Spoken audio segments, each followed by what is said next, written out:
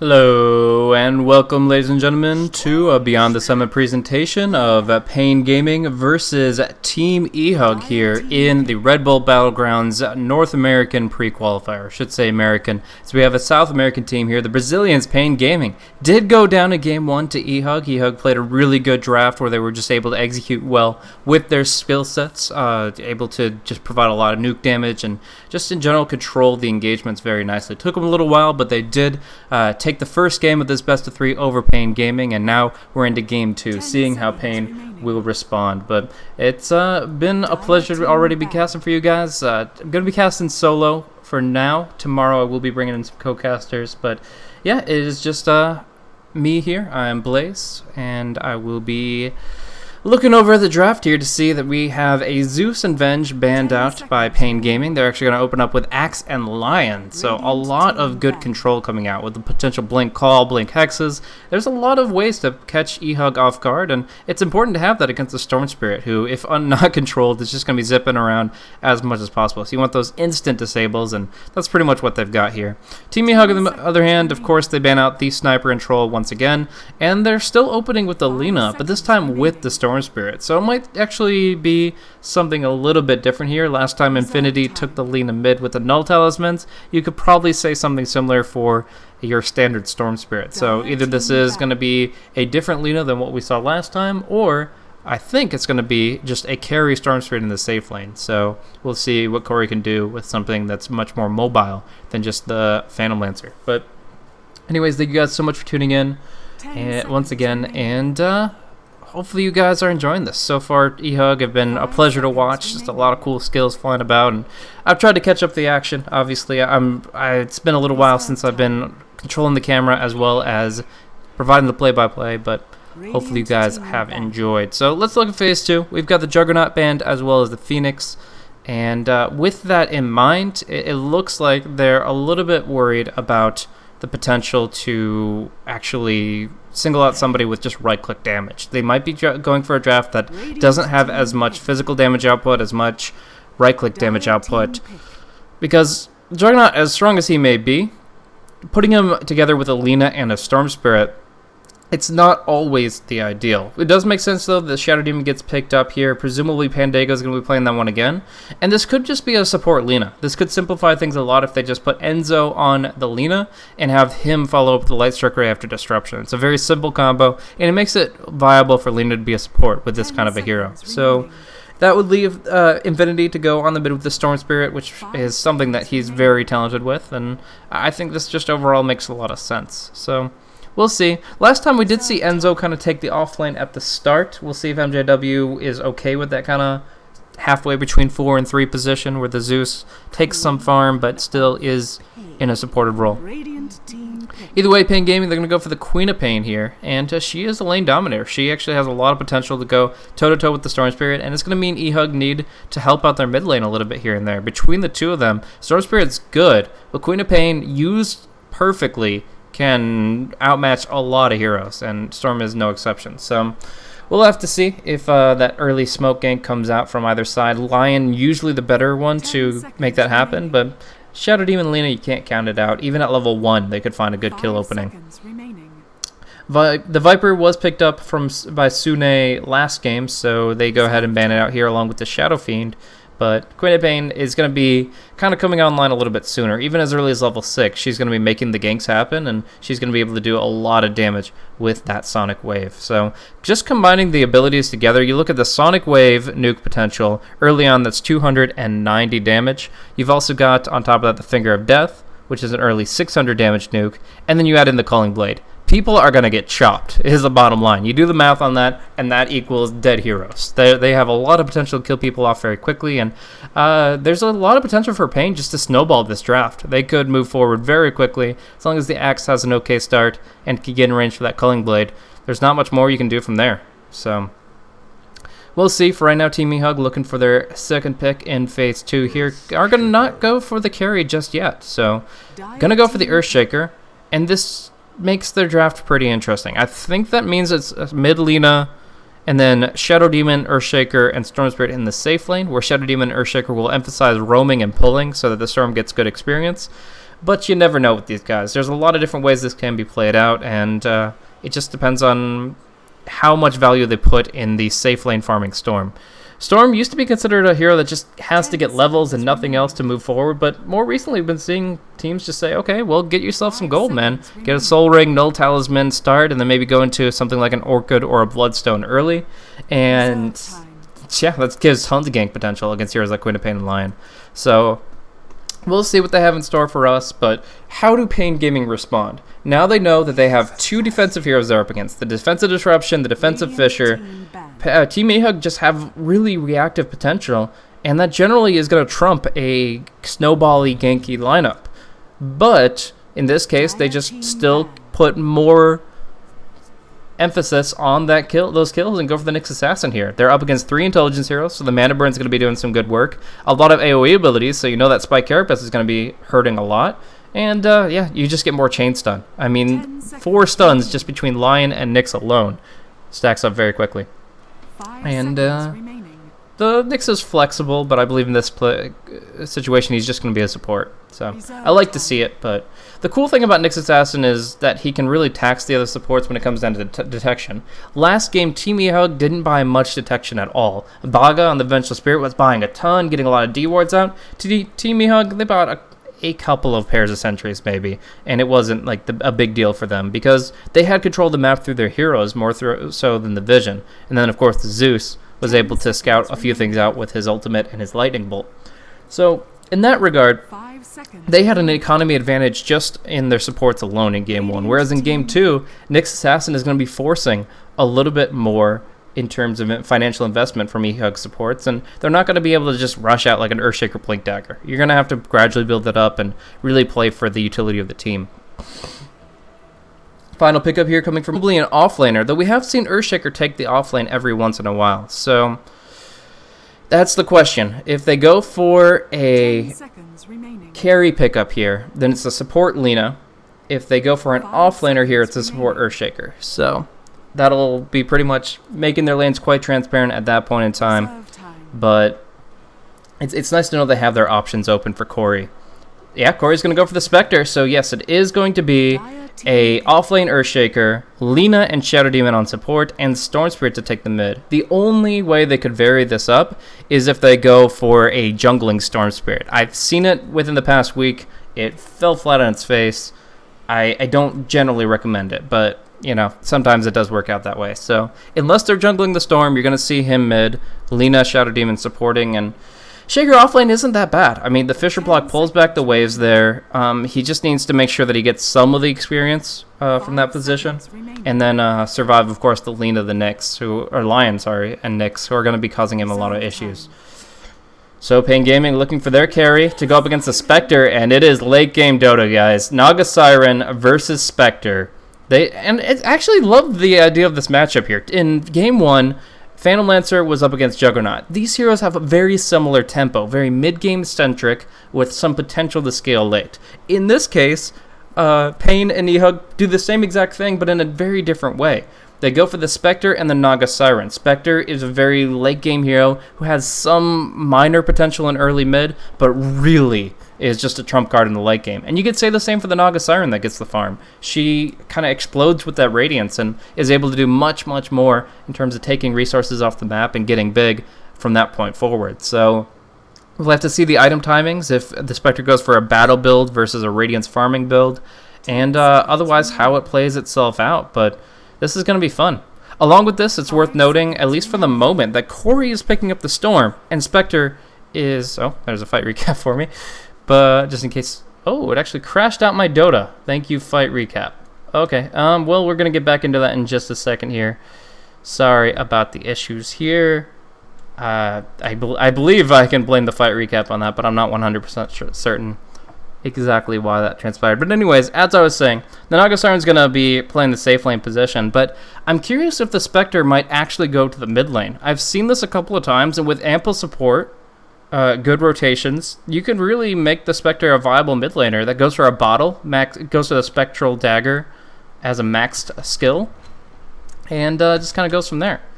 So, yeah, just switching over this real quick so we get back into it. Sorry, I should have done that earlier. But yeah, so the mid Spectre could go for the Bottle Rush, backs the Dagger, and essentially you have that extra slow to make it so that anytime the Shadow Demon and Lina roam in, that's a guaranteed kill. And then Storm, like I said, can get benefit from gold in the safe lane while those supports are away. He gets earlier Orchid, earlier Bloodstone, and kind of builds momentum from there. So we'll see exactly what they want to do. I finally get back into it. I did not miss a First Blood, though I did miss a Fissure. So essentially they're going in, they're looking at the jungle saying, Axe, and you're not just going to be able to stack and farm. And if you look at it here, they go ahead, they do place an Observer Ward here, blocking off this camp, as well as a Sentry Ward here, trying to block off this smaller one. The Bounty Rune will go to the Storm Spirit, but will it cost him his life as he gets hit by the Shadow Strike and the Battle Hugger, both very powerful slows. Nice stun coming in from MJW, Disruption as well from Pandago, and Corey will make it away with that bounty. So the one bounty going the way of eHug, the other one sneakily taken by the Nyx Assassin bottom. So really nice play from the Nyx Tavo versus Infinity on that Spectre.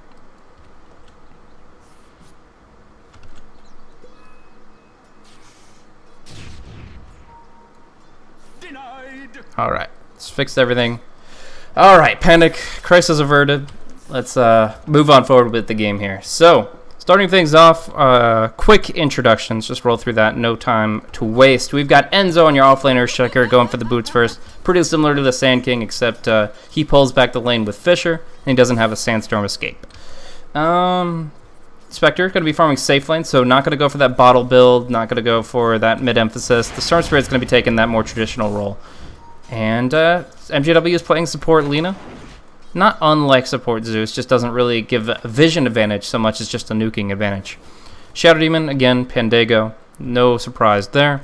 So, Corey, we'll have to see how he fares in this mid lane. I know he plays it in NAL a little bit, but it's still not probably the most comfortable role for him.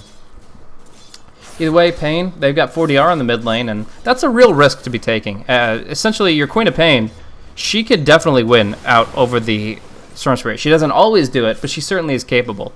But the Naga Siren, I feel like he's just going to kind of try to stay back and farm as best he can and go in that mentality where he builds up his farm quickly and in a very reserved position. He doesn't want to take any risks here.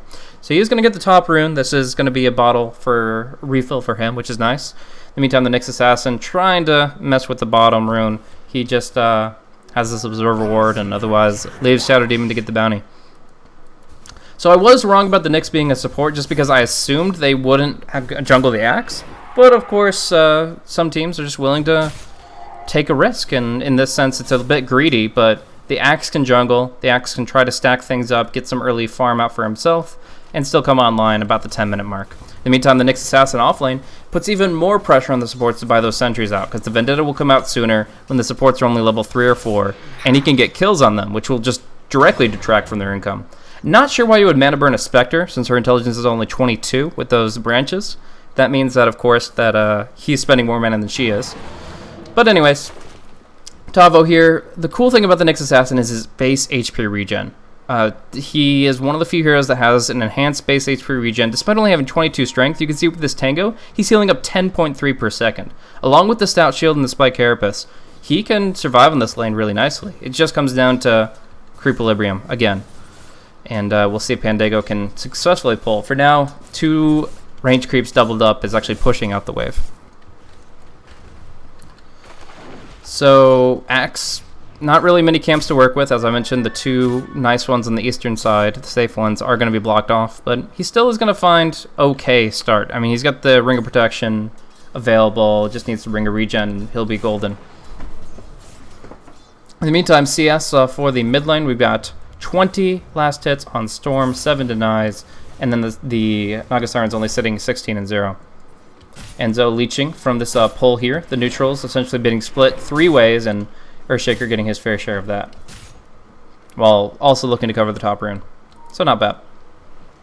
A side effect of blocking off the camps for the Axe is that the Naga Siren doesn't get benefits from stacks either. Would love to just put out an illusion there and Riptide it down, but not going to be an option. In fact, Enzo actually crossing paths with King RD here. It's going to be Battle Hunger against him. He has 1 Fissure available, but in the end he doesn't feel too threatened, and he just walks away conserving his mana.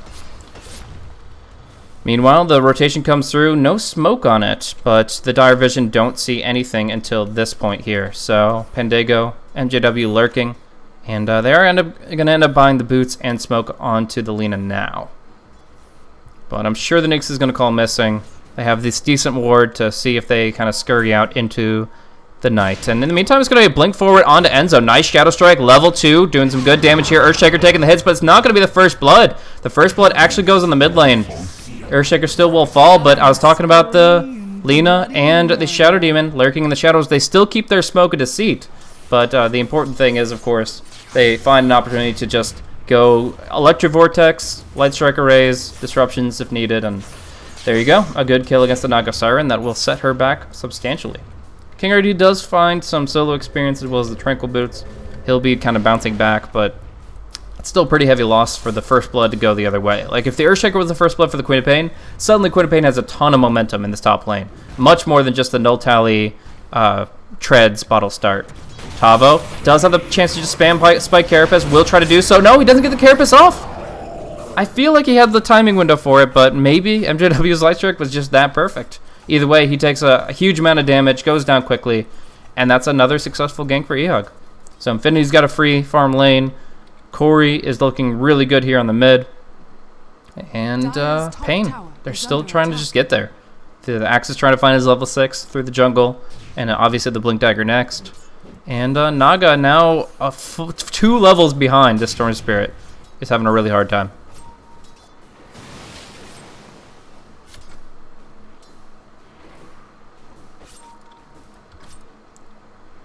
Actually going to be Tavo again getting caught out here. The Light Strike Array gonna be Carapace. So Tavo will reflect the damage. That's what I expected to happen the first time. And actually, Tavo may be looking for a play on Pandago. He doesn't have much mana to burn, so it's not going to be an easy kill, but just keeps on canceling that Impale. Not the easiest to hit. He finally does connect with it, though, the last right click, and he will get a solo kill. So very nicely done. In the meantime, Earthshaker out in the river, getting caught out, killed off, and not ideal.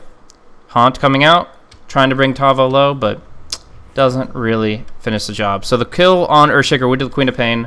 She's feeling pretty good about herself. Used the Sonic Wave for that one. In the meantime, you look at this regen. He's going to salve up, and suddenly he's full health. He can just sustain so well with his Magic Stick, the Tango, the salve. And maybe go for another Vendetta play against the support. Actually doing it now onto the Spectre. This could be a huge kill. No Haunt out. Not even mana for Dagger. And they're going to go in. The Axe coming in after this Impale connects. The taunt comes through, and Infinity is going to get rocked. Really nice combo coming in from paiN, and this is a even more critical kill than that against the Naga earlier. So, highly valuable. Now Naga, not choke point jungling necessarily. She's taking hits from both, but she's just going toe-to-toe with some Mud Golems and letting the Illusions try to last hit on mid. Much safer route to go. Nice stacks coming out for Corey here. He's going to farm these easily. I think he probably got some stacks on the hard western camp too, but I didn't catch that. So here we go. Clearing it out. Corey going to jump up to level 8, almost 9, and be banking up 1,100 gold. King RD going to get disrupted. Some really good illusions. The Axe will counter Helix against himself, but that's only if he actually attacks those heroes. Instead, it's going to be the stun combo against Pandago. Nice Light Strike Array, but it's not going to save his life. Oh, don't even need the dunk to get the kill, and suddenly this gank train is getting a rolling. I was talking about this lineup being very nuke-oriented, very gank-oriented, and we're going to see those nukes go out against Enzo here. He does have some good stuns, but to get out of this kind of position is nigh impossible. We just see the nukes coming through. He's still slowed quite substantially, and if they go forward for a little bit more, they could get him, but in the end, they see his Magic Stick charges at 9, know that they don't want to dive under the tower for it. And that's just impatience, not waiting for the Sonic Wave. I guess Baga saw him, just tried to trade with him quickly, and they tried to turn it into more. In the meantime, mid, they do get the Impale, and the Riptide will kill off the Storm Spirit, and that's a very nice kill against Corey there. Corey is the highest net worth by far, so killing him is a really big deal. He's level 9, experience going heavily paiN's way, and you're going to see that on the graph.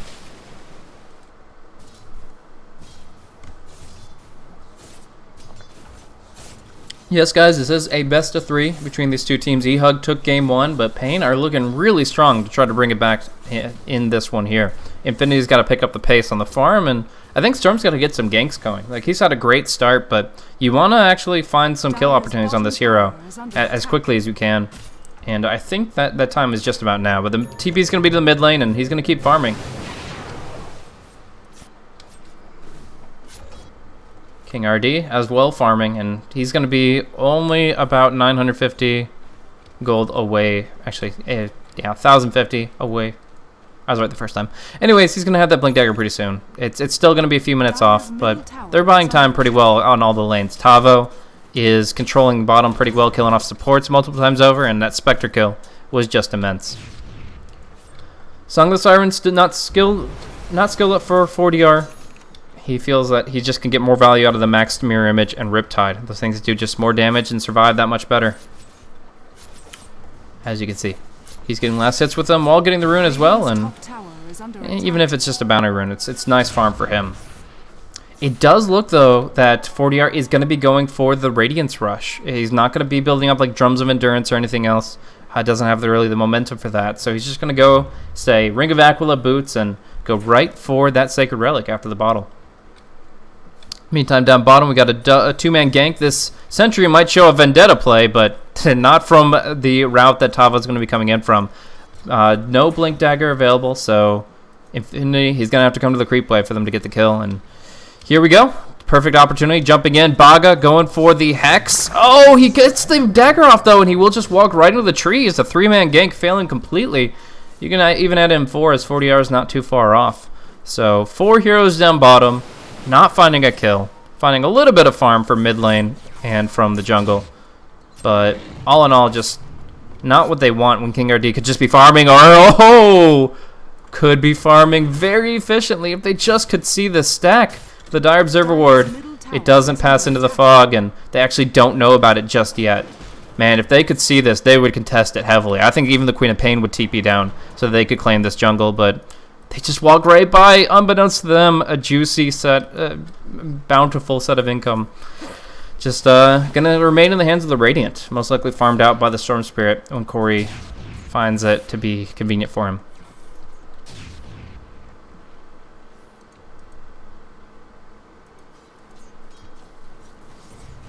So, like I said, already taxing the supports with these Sentry Wards. We see already some for MJW and some for Pandango as well. That's 400 gold down the drain for them. And if you just look at the net worth right now, you can see that although they've had some great ganks, they're still kind of in that kind of middle territory. Not saying that the line is doing much better. He's playing a 5 position while the Axe rushes out that blink. But, yeah, it is what it is. DD Rune seen by the side of eHug. They'll probably just play it a little bit safer for a short time frame, and Tavo tries the jungle.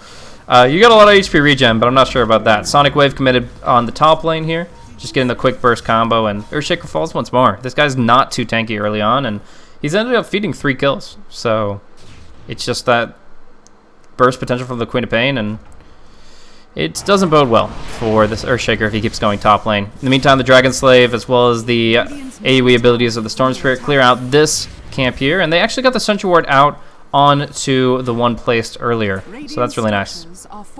Tavo did just kill off the big dragon and left it at that. And I suppose that's fine. Just a little bit of a boost in his income puts him closer to that Blink Dagger. Speaking of, King RD can pick it up from the side shop right now and try to make another play. But the Earthshaker does get the deny, and that actually is almost worth it. Feeding 3 kills, no, but just that last kill, as long as you get back up there to deny the tower, it's not so bad for you.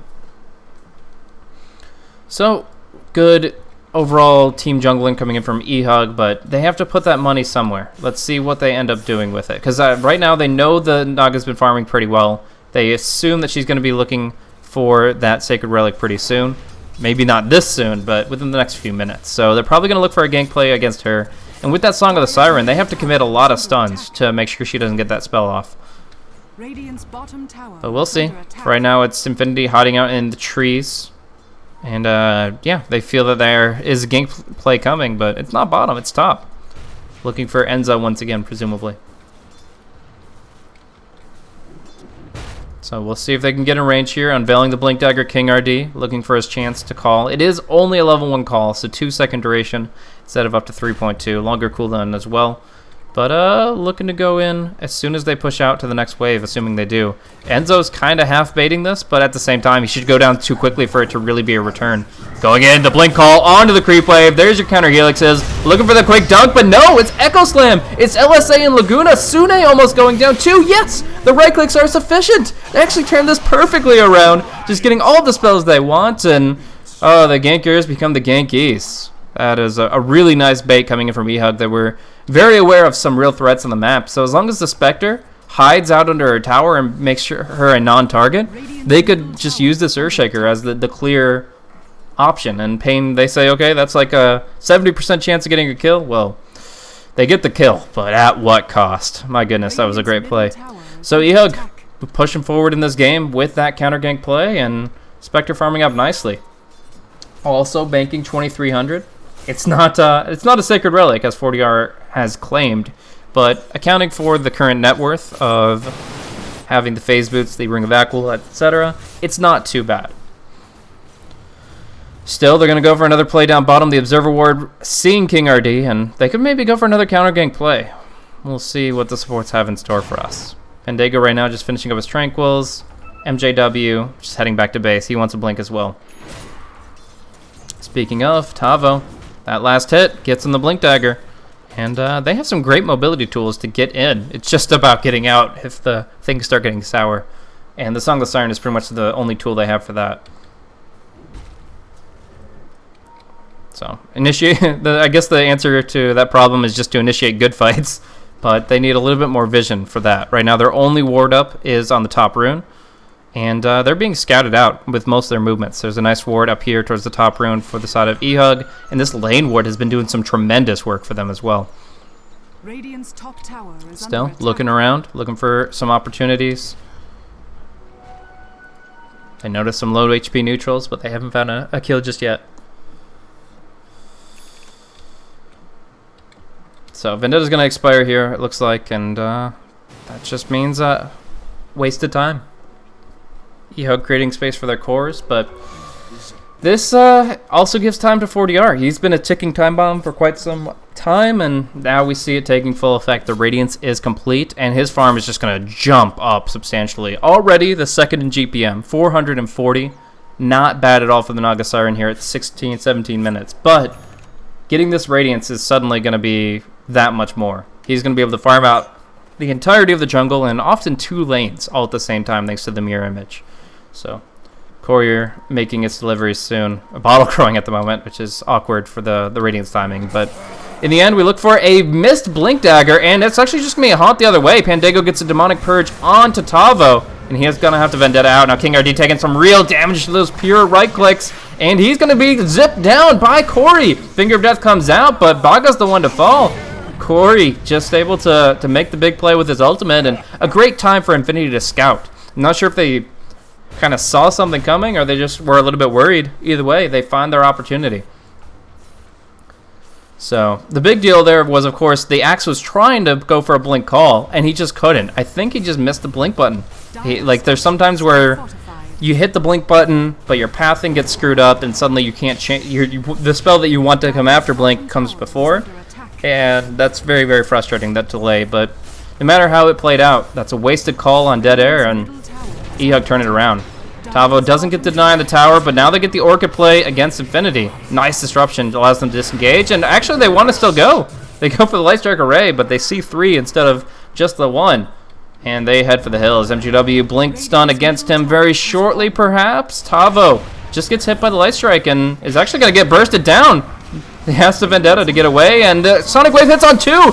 Big call coming through from King RD. Sune dropping low, though, and that's a huge kill. A big streak ender coming in for, actually, Corey. And now he's going in for one more. Baga, the last hit against him. King RD, he wishes he could do something, but he's caught in a corner. Now it comes in 40R, getting hit by a huge echo against the illusions. The Fisher as well. King RD has locked. Fortunately for him, eHug are completely out of mana, but that's another big kill, bringing down the 9,700 net worth Naga Siren that just picked up her Radiance. Like, those kills shouldn't happen, but getting those quick stuns out against her, she doesn't realize the threat of that Earthshaker. So in the end, a tremendous fight for eHug. You're going to see these graphs just skyrocket here in their favor, and especially Corey. Like, he was able to get a streak-ending kill that brings him to Bloodstone plus Oblivion.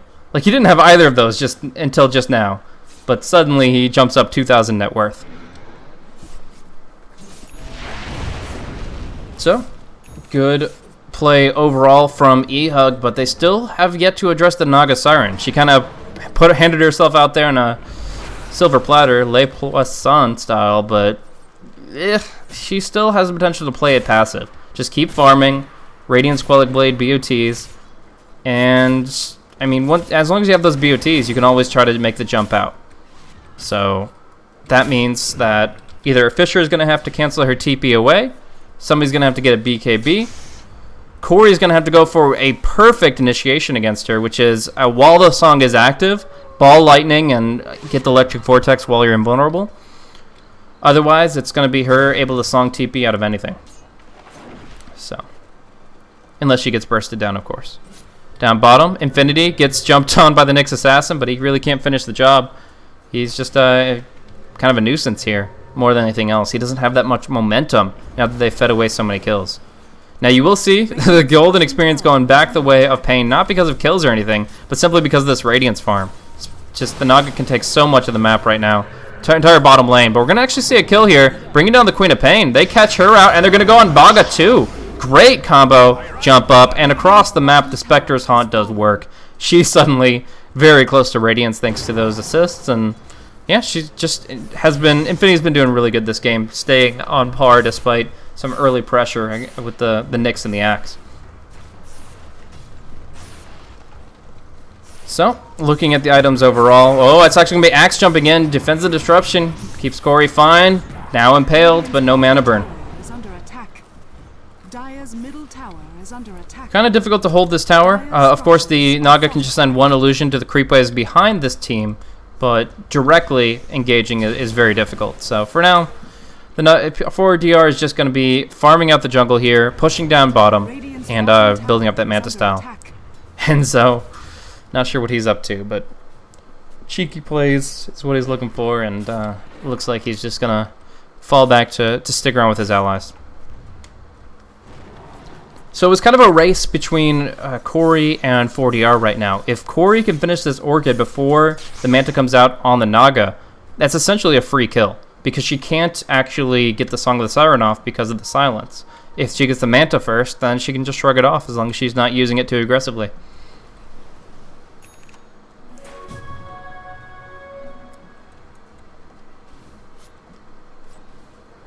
And I don't know about this Nyx pick. Like, they're not really finding many opportunities with it anymore. They made one really good play with the Axe and combined those two together.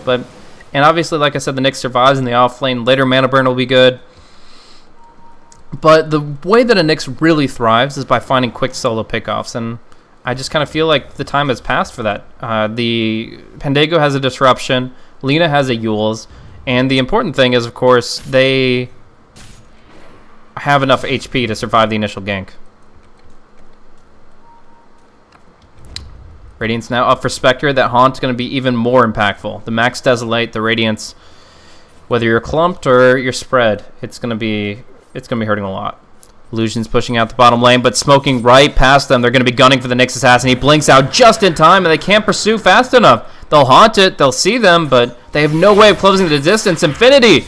Oh, they go all the way through. 4DR will still be able to get the BOTs with the Song of the Siren. And despite committing with that Reality and Ball Lightning, they just can't finish the job. Meanwhile, Enzo up top gets absolutely obliterated. He went for a solo Echo Slam against the Axe on a creep wave. And although he does a lot of damage, it's insufficient. He did 706 damage to the 1100 HP Axe. So great Echo Slam, but if you don't finish him, it's not worth it. And not only does King RD get to limp away, but the return kill comes from the Queen of paiN. Oh, gonna actually miss that one. It's gonna be Nyx Assassin. Why is he there? I cannot fathom. Trying to bring down Pandago, it would seem. He did do a little bit of damage here. But, again, these guys have gotten a little too tanky here. Tranquil Boots, Urn of Shadows, it's all you need to survive against Vendetta. Because it is physical damage. MJW, though, oh, just getting killed off by illusions. That's really painful, actually. not much more to say there. He's just kind of out, roaming about the jungle without full HP, and Riptide plus Radiance takes him away. So all over the map, we're seeing a lot of spread kills. I've caught most of them. Again, I'm a little rusty on the play-by-play and camera control as I've been out of streaming and just co-casting for a while, but no longer riding on others' coattails. I'm trying to bring you guys some epic commentary here, and although it's solo for now, tomorrow we'll have some more Red Bull action at the same time, and I'll be bringing in multitude of co-casters. Enzo up top, under the creep wave. Could be some problems that he gets called and orchided. A nice blade mail action and the double damage from the Queen of paiN. Enzo will get the Fisher, but should still go down. Corey, though, zipping in. Oh, getting some vengeance here, bringing down the Queen of paiN with a great orchid of his own. Defensive disruption, though, is not going to be enough. They have to deny with the Shadow Strike, but even that is a win by getting a godlike double kill on Corey, building up the Bloodstone charges and stopping the gank from really coming to its full fruition thanks to the deny. It's just a huge win for eHug. Now down bottom, paiN still seem to be dominating the Radiant jungle, which is going to be inhibiting the Spectre's farm, but all in all, getting the kills are worth it in the grander scheme of things. Baga moving around under enemy vision. eHug, Pandago maybe looking for a play against him, scouting it out. Now sees the disruption, just purge for now, and being really annoying. Now the Spectre jumps in after the cooldowns are used, and quick pickup for him, no problem at all. But he is now kind of behind enemy lines. Luckily, they know that the bigger killer is down for the count. Queen of paiN did get picked off earlier, and they just get to clear out the enemy jungle. So while 40R has a great time down bottom, Spectre takes her turn up top. Now you look at the net worth. The GPM of this Naga jumped up from 440 to 580 even after a death or two. And she's looking really strong, but Spectre's getting there too. Looks like it's going to be the heart after the Radiance for him.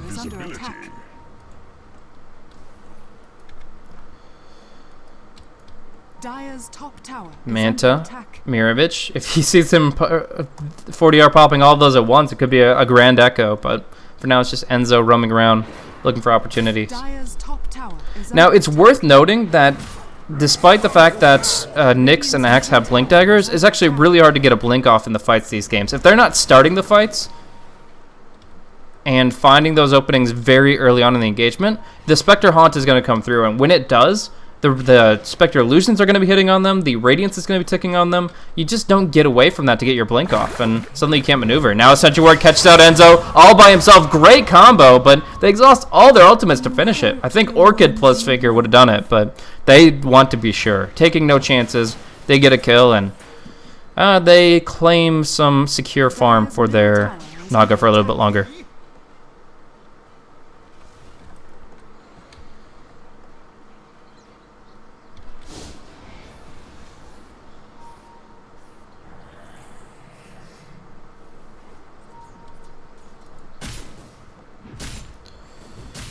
So it's actually going to be Spectre going casual Vip Booster into a Blade of Alacrity. Could be the Manta, could be a Diffusal Blade. Diffusal is really good with Haunt, but not much else. It's like it's probably the most efficient damage per gold item for as far as Haunt goes, but it's not ideal for continuing farm. So I think it'll just be the Manta for now. Diffusal Blade's more of like a 5th or 6th item. Usually go Diffusal then Refresher. So the item progression for now seems to be Radiance, casual Vip Booster, Manta style, then finish the heart. And that's when they start really just pushing and emphasizing Roshan. For now, though, the BKB comes out on the Queen of paiN. Sune, even when he blinks in aggressively, should be able to stand and deliver in the fights a little bit better here. It's not like Lina has an Axe just yet. Speaking of Roshan, it's not really been a priority for either side. Now, illusion heroes in general don't do that great against Roche as far as bringing it down quickly, so it's completely understandable. But it's also worth noting that there hasn't been like a clear team wipe for quite some time. Like eHug, they made a crazy counter gank play that got them 3 or 4 kills. And that is kind of the type of thing that will catalyze a Roshan attempt, but so far it's always been on the opposite side of the map. So both sides happy to just play the farming game. It's actually going to be a potential kill. Yes, they will find 40R, but they don't get the Orchid. Corey doesn't find it fast enough, and 40R will be able to BOT his away. And this is what I was talking about earlier. With BOTs, or just even always having a TP scroll, 40R it becomes a very difficult hero to kill, because essentially he will always look to Song TP away, and there's very little you can do about it. If you try to go for the Orchid against him, he'll Manta it off, or he'll Diffusal Blade it off, now that he's picked that item off, and then he'll go for the Song TP anyways. So you have to either chain stun him, or you have to be able to cancel the TP, because then he's just got to walk home, and it's unlikely to be able to run from a Storm Spirit. So let's see, again, the Fissure is one tool to cancel the TP at long range. The other thing is Electric Vortex during a ball forward, or with Storm having the BKB. If Storm is invulnerable to the Song, it's pretty easy pickings, but that BKB only just came online. It's also worth noting that the Naga Siren only has 1 point in the Song. This is pretty interesting to me, just emphasizing stats completely here. Actually, Pandego, oh no! We'll go down to the illusions! Oh, that is sad. That is just very sad indeed, and really, the Naga, like, you can call it good micro or whatever, but really, it was just the Radiance being obnoxious and the Shadow Demon not knowing how to deal with it. There were probably 2 illusions, he disrupted 1, and then he kept running and couldn't get away fast enough. He had a TP scroll, though. He didn't just TP away. I don't know about that. I feel like Pandego probably did not need to die there, but there you go. Infinity just hiding out, sneaking around with Radiance off, waiting for his ultimate to come off cooldown. But he's not needed to hold the tier 2 top, so in the end he's just making sure he doesn't get ganked. He doesn't have an easy escape like the Song of the Siren. But as I was saying, the Song scales in cooldown reduction, and so far 40R feels like he only needs to use it once every 3 minutes. So he's prioritized stats over the ulti cooldown, and it hasn't cost him anything just yet. There's no time where I'm like, oh man, they needed a Song of the Siren right that second. But you never know. It seems like a risky skill build, but it's the one he favors.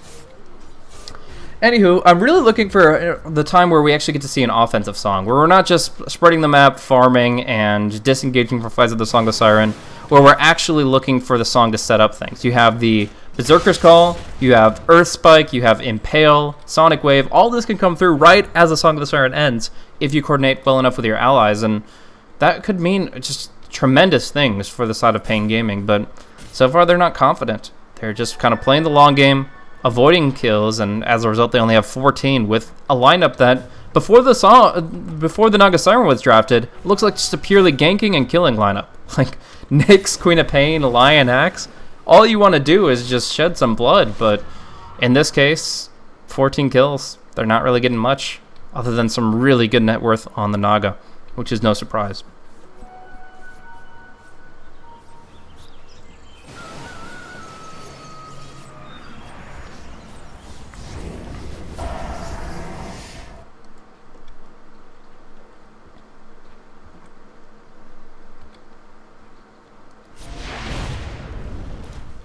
So, at this point in time, we're going to be looking over at the BKB progression. We see Axe picking up one. Of course, the Storm has had his for a little bit here, but hasn't gotten the chance to use it. But other than that, a lot of these heroes don't really value that item. The Queen of paiN has not used hers either, but in the middle of the fight, it's probably the best thing for her to have.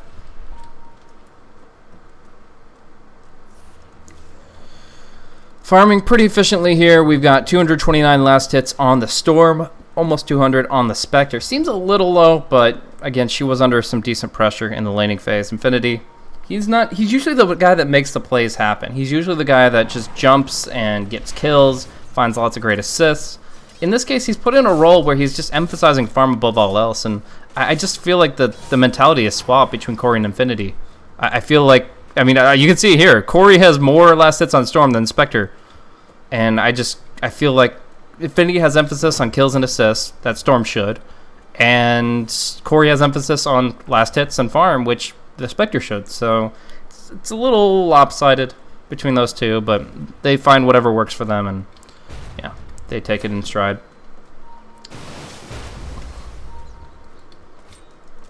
$40R though, looking for that harder Tarrasque, and that's when he starts really getting involved. The Diffusal 2 gives him a ton of agility as well as that mana burn, but when the heart comes out, that's when the illusions are actually really tanky, as his strength just boosts up above a lot of things. Oh, looking to cancel Earthshaker's TP, he fails. And as a result, that massive cooldown, he still hasn't skilled the song higher. 1 point in ensnare, 1 point in Song of the Siren at level 16.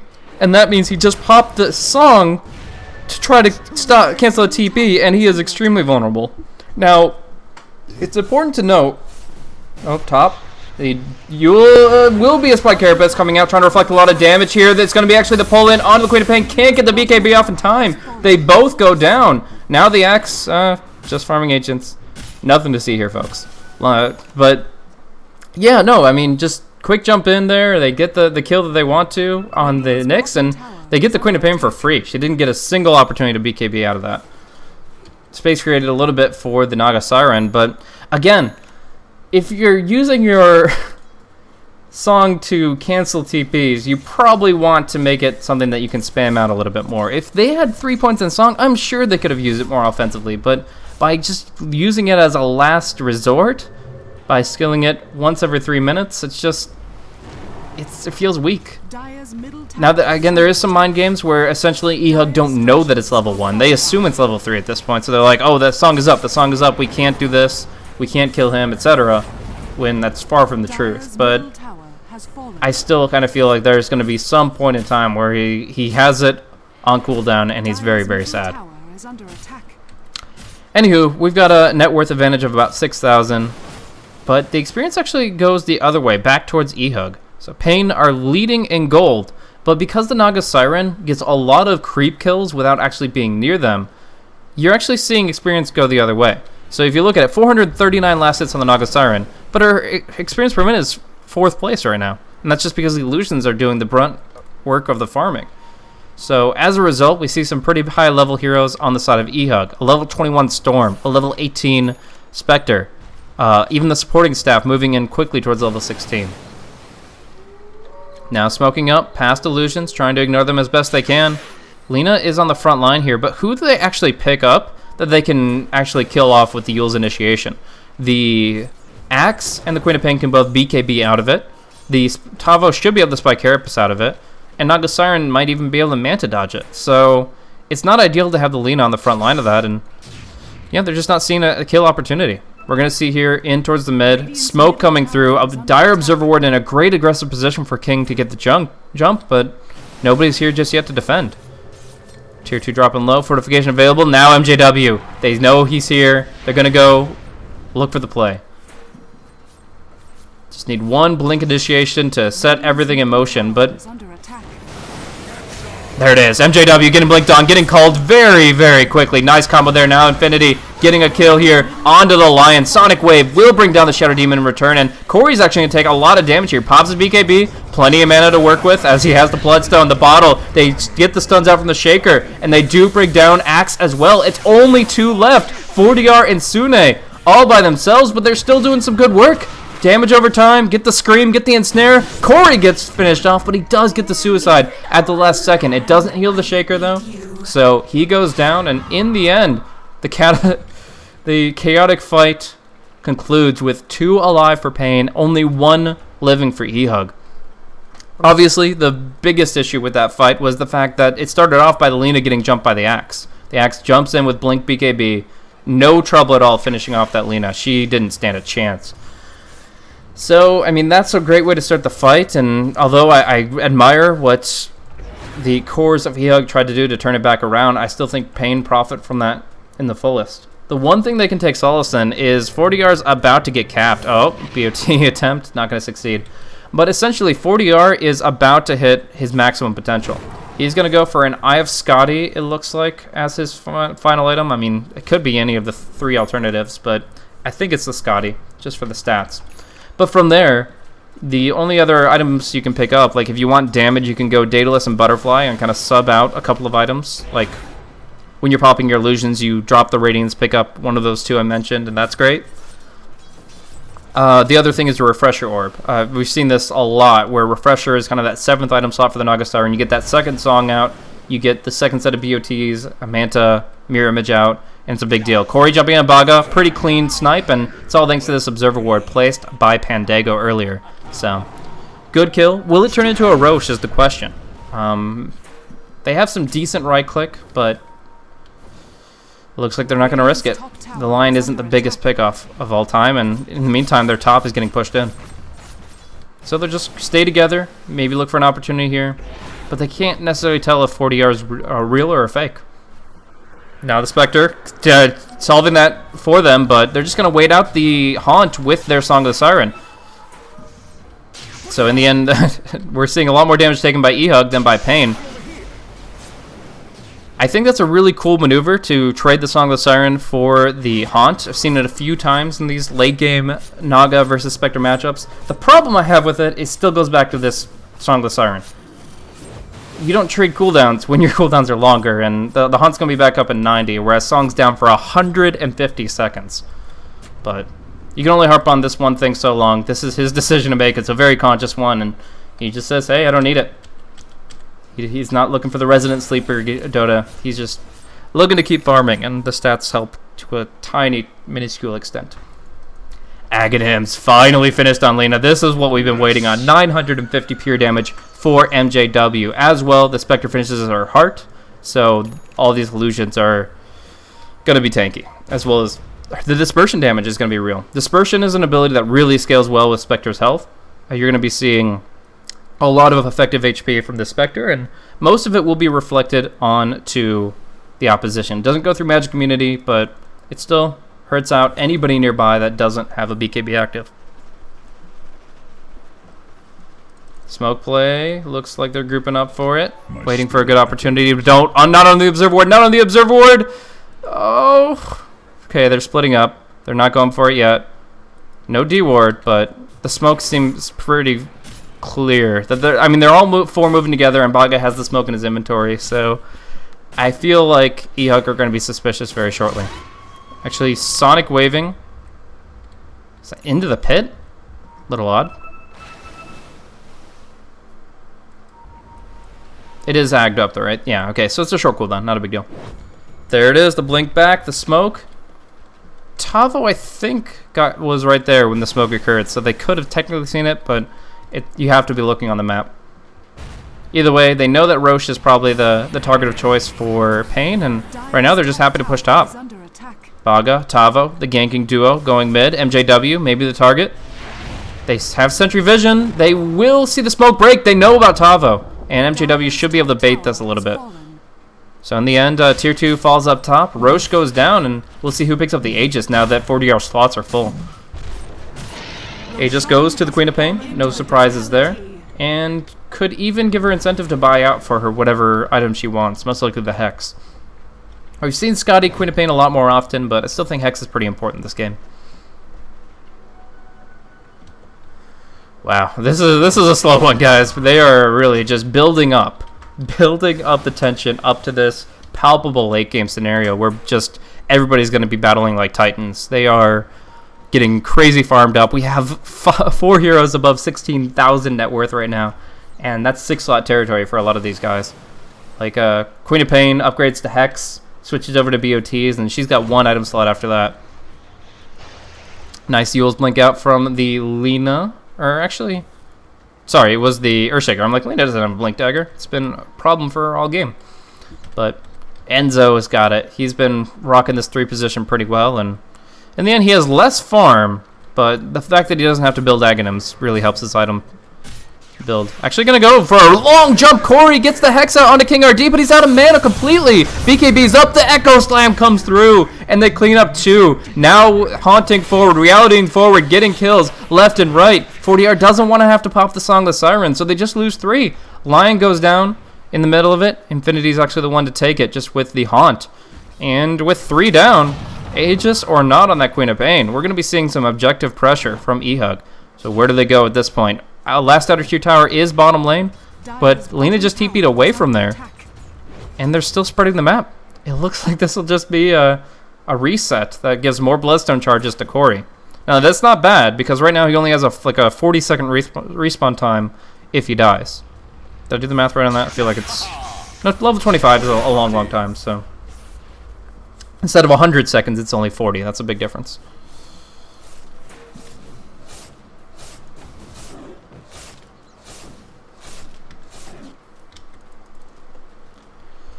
And we're going to be seeing just building up a lot of gold here. Lena is sitting nice at 3,200. Doesn't go for Blink, though. What does Lena want in this game?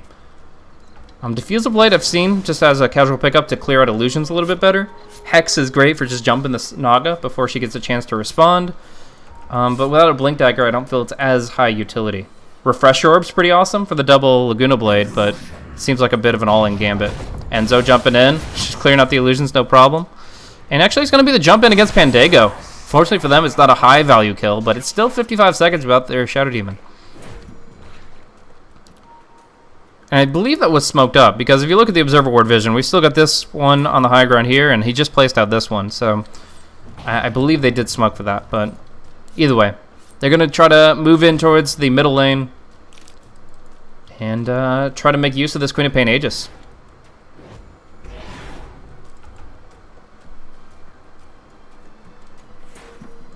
Sieging away. Pretty good position here, but the cool thing about Storm Spirit in this position with this much mana regen, it's 62 outside of Fountain. This means he can just kind of zip between the Fountain and back and Fountain and back and clear out the creep wave constantly. That's even if paiN commit to a siege. If they just stay back like this, you can just use your basic spells to clear it out and keep your HP and mana at full. So if they commit, you just go for the Fountain nonsense, and as long as you BKB a song, you're fine. Enzo, whoa, really far out without buyback. What are you doing, man? Earthshaker gonna get picked off here. Nice self-fuels, but he's still dunked. The Sonic Wave finishes him off, and that is a critical error. He's their turtler. He's their high ground defender, and now he is gone.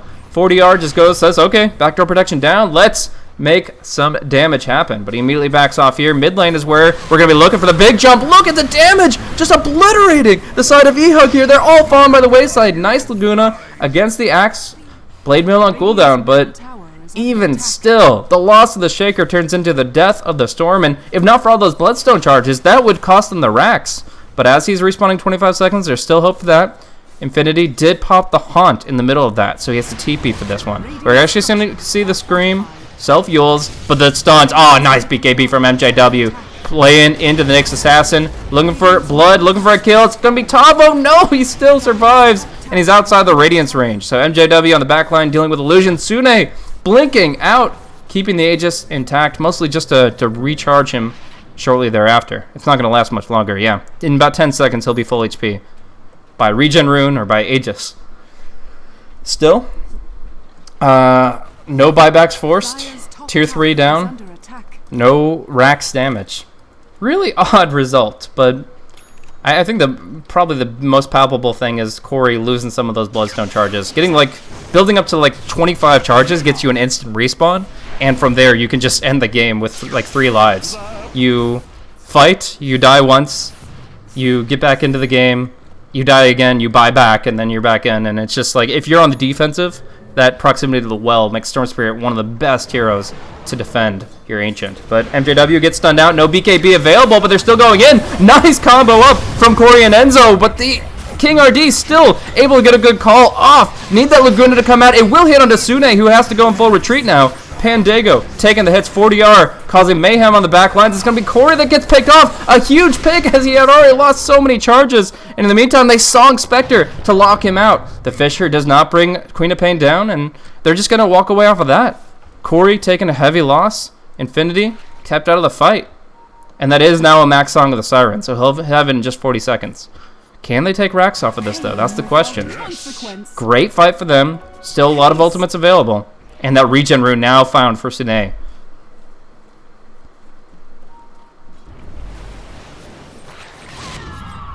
Radiant's middle barracks are under attack. You can just feel the tension right now. Every single movement could be a misstep that costs somebody their lives, and it's going to be the game here very, very shortly if there's just too many on the same side. 40R taking some hits here from the Earthshaker, but he doesn't really care. He goes 1v1 me, bro.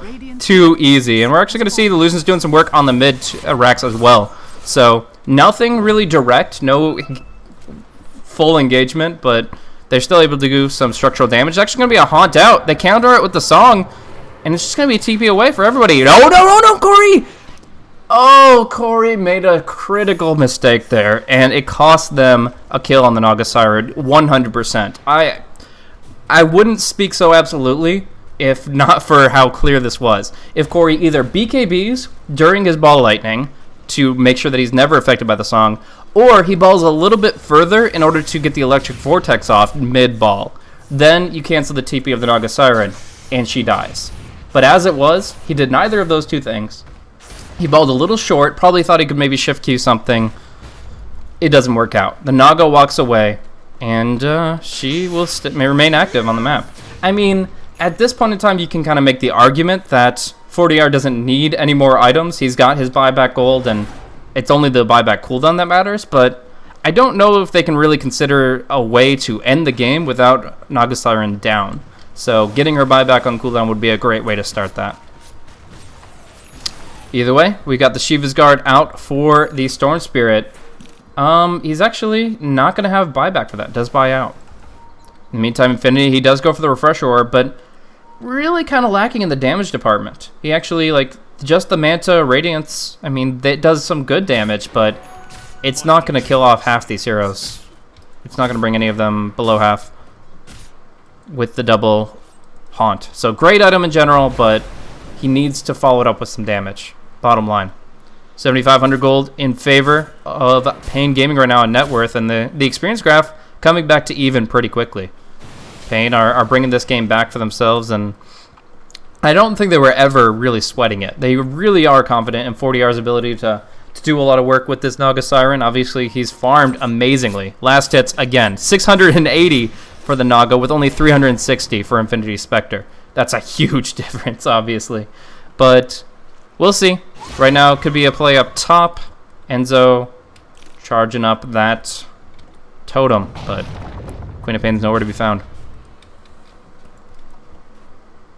I'm really surprised that Axe went for the Aghanims at this stage in the game. It's possible he just used it so he can cast the ulti on creeps. If you keep on agging your... If you keep on Culling Blading the enemy creeps, you one-shot them and you get the big speed boost. It's a 10-second duration, 40% speed boost, and that's not bad at all. But the Culling Blade kill threshold means almost nothing when the HP bars are inflated as they are. Like 2,900, 2,400.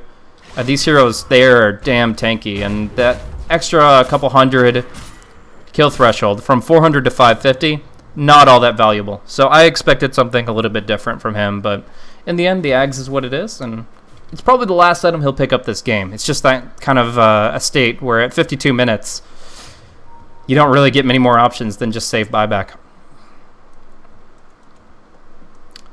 So the gem has been active in Baga's hands for a while. This was the one purchased by 40R. I believe this one was purchased by MJW on the Pandago. So each side holding their own gems, trying to just maintain map control by negating vision for their opponents. But it's hard to keep those wards up when the lines of scrimmage keep shifting so often.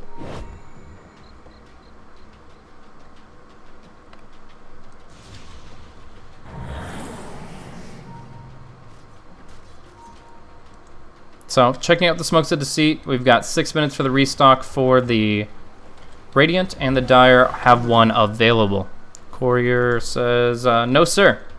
eHug are out of deceptive options for the moment. paiN, they have one up their sleeve. Probably just going to save it for the Roche, though. That seems to be the most reasonable. You go, not necessarily smoke into the pit, but you smoke to find a pickoff, and that gives you the free Roshan. One can argue that you probably get the free Roshan just based on your Song of the Siren, but 40R's had some unique usage for that so far. Still, Roche going down pretty quickly, and again, eHug can't smoke into it, so they're going to have to go in the old-fashioned way, and that has its risks. Again, Infinity, he doesn't want to farm right now, he just wants to get the Haunt off. So he's hiding, making sure he can't get ganked, and then he's going to make the Haunt play. I'm curious if he actually goes into the fight with the first Haunt or the second. First one scouts it out, sees the Roche, very low HP. Sonic Wave will kill off Pandago. No! He disrupts himself only after. Corey, though, with the BKB up, doing some good damage. King RD. Call is pretty much worthless here, and Spectre comes in with the second time around. The Queen of paiN is down for the count, probably needs to buy back, but Enzo with the huge Echo Slam coming out onto 2. They obliterate everybody but the Naga Siren, and while I said they probably want to look to kill off the Siren once or twice to end this game, If you just kill her 4 supportive heroes, you take your Aegis. I would have to say that's a good way to end it as well. They're in a grand position in this game now, taking the Storm Spirit's Aegis with what his current position on the map, having buyback gold available. It's going to be really difficult for eHug to deal with this threat. Or sorry, for paiN Gaming, because essentially the Storm Spirit uses a full mana bar in the fight, respawns with full thanks to the Aegis, and then he has enough for buyback BOTs for a 3rd full mana bar. Like, we saw just how much work could be done with 1 mana bar, but with 2 or 3, they can actually end the game. Probably want to wait for the Echo Slam, though. That was a huge aspect of their team fight there. Enzo getting the blink initiation that he wanted. Still, if they can force a buyback before they retreat, that would be ideal. So they're going to try to get Queen of paiN, some cash out of her, some cooldowns out of her, and then retreat. Looks like it's not going to happen, though. And this might be a full committal. See the Song of Siren, 40R.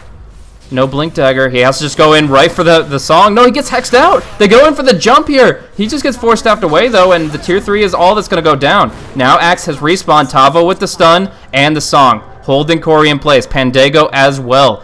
Buybacks available for both the Queen of paiN and the Naga as the next fight breaks loose. Corey taking some big hits, but a nice defensive disruption. Pandago keeps him alive, and he zips right onto 40R, bringing him down swiftly. Tavo stun only hits on Pandago. Too many BKBs, and now they can just walk away with the Naga buying back. Or can they? We do see Infinity getting picked. This is a huge hero to bring down, and they get the call onto the wave. Sonic plus Culling Blade brings down the Spectre, and they keep in pursuit with the blink on Sune.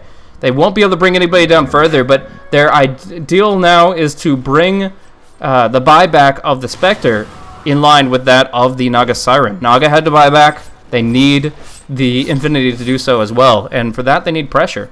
But right now, farming out Ancients, going back to the well to heal, that's not going to really give the Spectre much incentive to buy back, and that just puts them a little bit further ahead in this game, at least for 6 minutes. Like I said, the gold values don't really matter too much for 40R. He's in a great spot in terms of his item build. So, all in all, I would have to say it's only time that he's lost. But it's still something that keeps paiN passive for the moment. Corey did not lose his Aegis there thanks to the incredible defensive disruption from Pandago. Like that, I mean, it would have just been an Aegis pop and an Aegis pop alone if the disruption hadn't come out. But because it did, he keeps everything.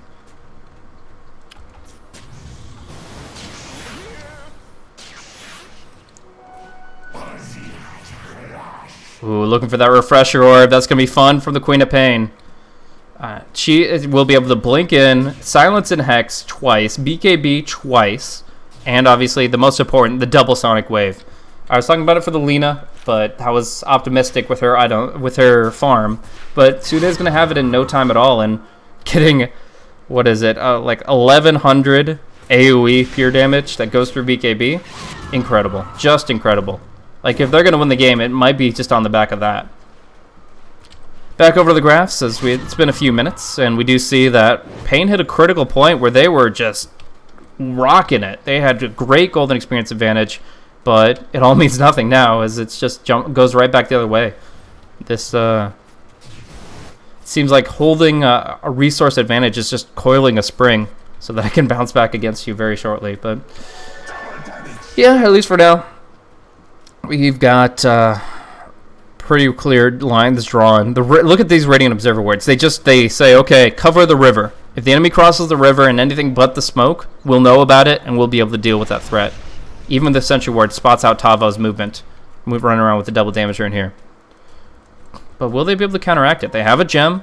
If he walks into them, then they'll quickly Euls him and bring him down. But then I think MJW needs backup. Like, they know that Tavo moved top. They could have baited this with the Lina, but instead, it's just going to be them doing their thing mid. Infinity pushing out bottom with his Manta style. And soon enough, he'll be finding, it looks like a Scotty of his own. Interesting. I would have preferred the Diffusal Blade for the team fights. You've already got that Refresher Orb, so you want to do as much damage as you can with those illusions, but Scotty's certainly not bad. It definitely gives him the stats to just disperse more. He has so much HP with Heart Scotty, and paiN is a lot, in many parts, just nuke damage. Yes.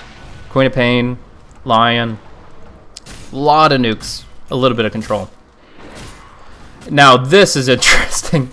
This one, like, I've been digging into the refresher orb metagame a little bit here with the Queen of Pain, and that one's pretty standard, but this is different. Corey going in, his age has just expired, but him going in for a refresher orb here and now. It means he sold his Orchid, which he had previously just given to an ally to be holding for him, but now he's able to double Hex, double Shivas, double BKB. Thank you. The other two cooldowns are so short that I mean, Vortex is nice to double up on, but it's not why you buy a refresher orb.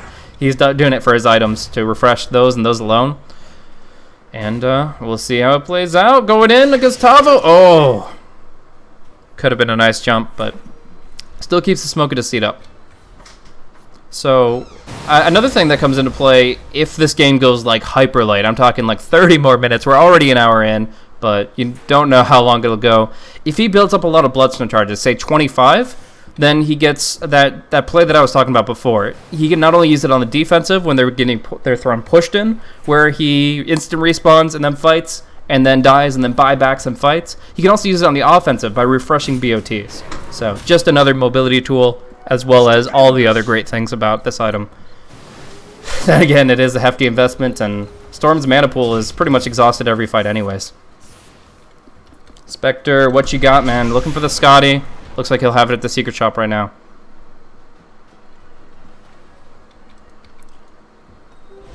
Invisibility.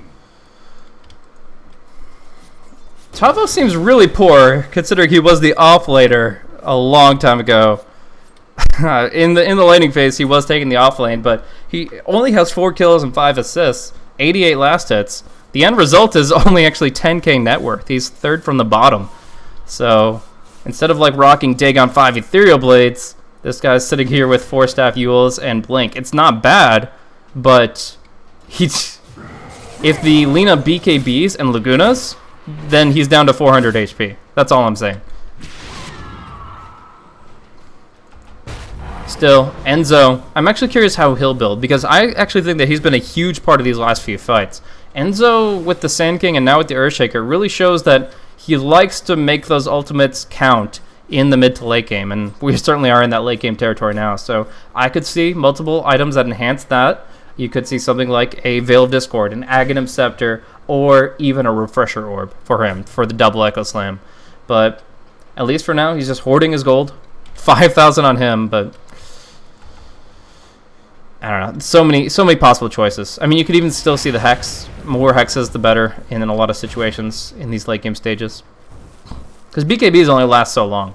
I mean, the Queen of Pain doubles hers up, but the Axes is now down to 5 seconds. And actually, they're going to chain stun him in a different way. King RD goes down to Laguna. One more right click from the Spectre Illusion. Infinity's here, but he's not finishing King RD just yet. Took a little bit, but finally he falls. Has buyback, but the Lion, who has mostly the collateral damage, does not. We're actually seeing going in deep onto 40R. They get the Hex out onto him. They're dropping him down low. He'll have an instant buyback, but that's his first life of 2. King RD with an amazing call, catching onto 2. Now just turning it back the other way. Corey's out of mana, gonna be out of life very shortly. A big pick off on him. He'll buy back BOT instantly. Sune pops his everything. He's refreshed up. He's looking for the next Sonic Wave, but Enzo's already in, finishing off the Axe. Now we have 2 heroes remaining, both with buyback. Queen of Pain and Nagasiren, the final Sentinels to hold the high ground, defending the Ancients. 40R actually going for the backdoor play. Can he really base race this? He's got the Manta coming up shortly. Glyph is available, though,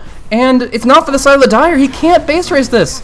It's going to be Shadow Demon to mess with him a little bit, delaying the inevitable with those disruptions, but they just gave the game to eHug. I'm not sure if they could have fought 2v4 inside the Dire base, but they certainly could have tried. Instead, they go for the throne, and it's just not fast enough. Glyph comes out, no such luck for Dire. They'll take a few more kills, and they will claim the Ancient. So close, but so far away. 40R, he wants it so bad, but they can't disable anyone, and the throne's going to go down. Now the throne is exposed on the side of the Radiant. 40R doing massive damage, but it will go down on Dire first in 63.5 minutes. eHug take this best of 3.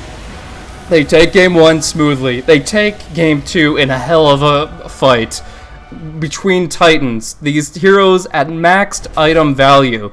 insane net worth, banking 11,000 gold, and it comes down to a base race at the very end. If I want to like theory craft the idea if Spectre had like, or if the Naga had like a Desolator or something like that, maybe she could have actually outran it. But just with the fact that eHug had a fortification and Pandago was there messing with him with the disruptions expertly, he just can't out DPS the other 4 heroes.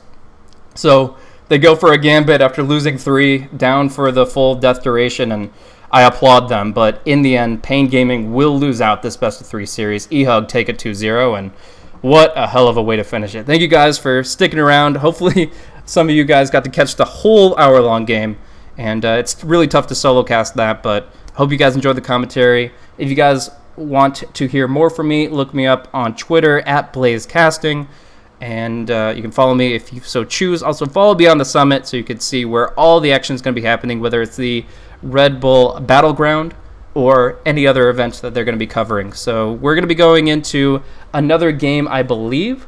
Essentially, we had 2 best of 3s lined up, but the one that involved North American Rejects and I believe Root was pushed forward and kind of made simultaneous with this game I just cast. So I'll check on the status for that one, and we'll see where it's at. But thank you so much for tuning in to this game here. Congrats to eHug, taking it 2-0, and we will see what's coming up next in just a few minutes here. So shout out to Redbull, of course. The Battlegrounds is where we're going to have a playoff in California in the coming months. I'll show you a quick video of that, but already showing that they can bring in a tournament that has some incredible games.